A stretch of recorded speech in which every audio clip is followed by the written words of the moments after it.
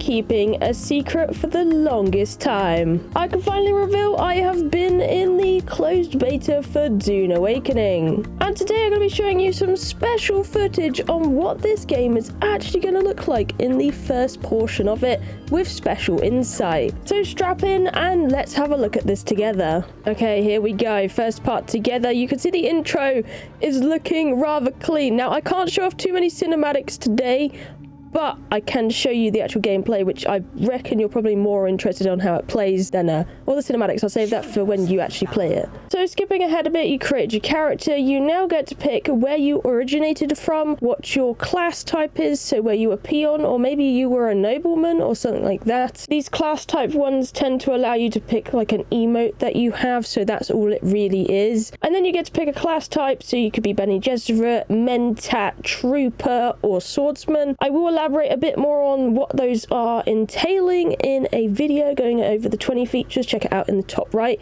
after you finish with this one. Skipping ahead a bit so I don't spoil the cutscene, we have our character waking up in a crazy looking cave. And this has got to be one of the most scenic parts of just like the general start of the game, and you get to really see those UE5 graphics coming into play and how stunning they are and will be when you're playing Dune Awakening.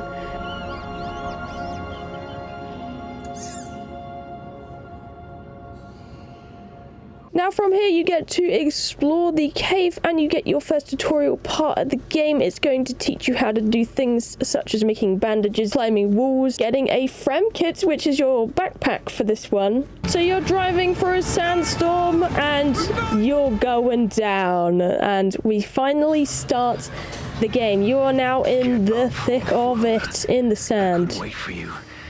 But now you need to run. Zatara, one of the characters that introduce you into the game, tells you to run, otherwise you're going to get eaten by a worm. See how this happens. I love this scene, by the way. It's just so cool. Sandworms are definitely my favorite part of the game. Just look at the size of it. It's absolutely crazy. Crazy size. There we go. You're in the world, you've survived the crash. Zatara has left you because he smells. But he's going to give us some insight by using his bat friend on what to do and give us some guidance along the way. This first part of the game is going to be basically your introduction. It's going to teach you all about how to play. It's going to show you points of interest and things to look at. It's basically your onboarding section, and it's all in the southern section of the map. So that is your first introduction. That is where everyone spawns, and that is the kind of like newbie area that you have. So from here you are going to follow the tutorial in the top left, which is getting equipped. You're going to make clothes, you're going to gather rocks, fiber, and drink from plants to give you all the essential things that you need to survive on Arrakis. From here they're going to teach you how to get in your first actual proper combat once you're all equipped in your armor. You have one special ability that you started with that you can see in the bottom middle, which will be class specific.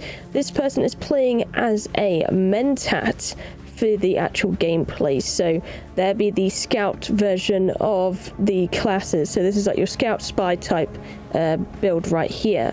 So they're going to gather some bits and they're going to make it a Mauler pistol and get into the combat, which I know people are very apprehensive about with Dune. It's one of the biggest comments I got on previous videos where people were concerned about how the combat was, or they were not too impressed with it. So you get to see what early game combat is. Okay, so here we're going to do some combat. I'm going to show you what the Mauler pistol looks like.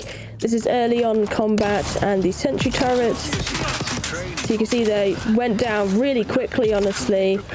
And then they're going to show you the skill menu, which you're going to put in some skill points, which I'm going to pause here. So on this page is abilities and passive abilities. So not everything is something like flashy. You put down like a sentry turret. With the octagon shape, that is your passive abilities. And they do different things, which you equip in different ways. So you can have your actual powers, and then you have abilities that you can do, but you don't perform them. They just always are in effect. And that is the kind of power skills you get in Dune. And you'll get more and more as you generally level up. And here we are entering a cave which is covered by micro sandwich fabric. By the way, can I have an answer in the comments? Why do they call it micro sandwich fabric? I do not have an idea. But you can see with these caves, they have traps in them. You might have to get rid of them. Sometimes they do actually have people in these caves. Actually, a lot of time they will. But they also have just some respite from sandstorms, a bit of shade, and you'll be able to get, you know, nice chests of loot. So they're very worth going inside of, and you will be told to actually go inside them and have a look around in the tutorial if I'm remembering right. But yeah, you can see micro sandwich fabric, generators. It's all worth keeping hold of this stuff when you're actually playing the game yourself, as they will be used in a plethora of crafting recipes, including things like Little Johns and stuff like that. Moving past the grind, you can see we're putting down a sub-thief. Now, in Dune, you have land claims. So this is essentially a land claim which you put down, so you can't just spam things everywhere. So you'll have this box to, you know, put down your first building, and then later on you can have a bigger box, as Xantara will explain to you in this instance here. This game does have a building tool, so it is kind of like Conan in the way of having a building hammer, which I really like. The menu to get into the different categories was confusing at first for me, I will say that, but the variety of building pieces they give you in Dune and the way you can move them around, I really like it. So it basically works off holograms, so you don't even have to build or spend resources. You can build like a whole hologram base if you really wanted to, and then you would be able to, you know, fill it in. So you could make a whole design before you even build it, if you get me, which is really cool. And here you can see the patrol. These guys are, well, honestly, super annoying. They're super annoying because they patrol the area, and if they spot you, then, well, some people are going to hop out that ship and give you a very good time, aka a bad time, because it won't be fun for you. The night is actually one of the best times to be out in the sands because it is not hot and you're not getting sunburn or getting wasted for your water. So at night, this is your kind of pain in the ass to deal with. There are some areas you can avoid these as such, but in a lot of the beginner places, they will be highly patrolled by the Sardaukar, because in the first intro, I guess you'll see why when you play, you kind of annoy them, very much so, by doing something. Going on to base internals, you actually do have to learn these. You don't have to build just like a construction tool for this. You do need to actually go into your menu and learn these things separately if you want them in your base. So you have these smaller storage bins. These actually will take note of the weight of an item, and they do have a certain capacity to them that limits the amount you could put them in. There are better ones as such later on, but I won't spoil too much into that. There's also a generator, which is a must for every base. You have to fuel these with fuel cells, but basically you put them down, you put your fuel cells in, and you have to keep this up, because in Dune, it will keep the sub-thief shield activated, and that is the thing that is protecting you from getting your base obliterated by the sandstorm.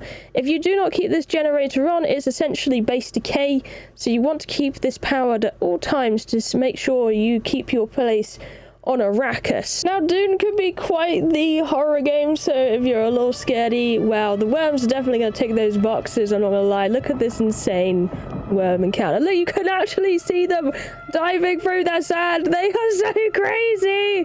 Like, that is so scary. I love how they done the worms in this game, because they're just no, because you can't really defeat them. You can't. They're the thing that don't die. They're that scary thing that you don't want to mess with, like, ever, because they will eat you. They will eat you up, and the developers are actually quite mean. Oh, well, in a good way, and they make you cross bits of sand in this game, so you have more interactions with the worm, and it's just terrifying, honestly. I absolutely love it, but my goodness, your heart be like your heart be going crazy when you ever have to cross like a piece of sand or something like that, and they're just there. Thank you so much for joining me to have a preview about these things. I hope you learnt a bit about what to look forward to when it comes to the game, and let me know if you'd like to see more Dune Awakening. Hit that subscribe button if you want to stay in tune with Dune. If you like the video, give it a smash on that like button, just beat it up, you know, that good stuff. Sorry. And have an absolutely blessed day. Thank you for watching. I love you, and I'll see you in the next one. Bye.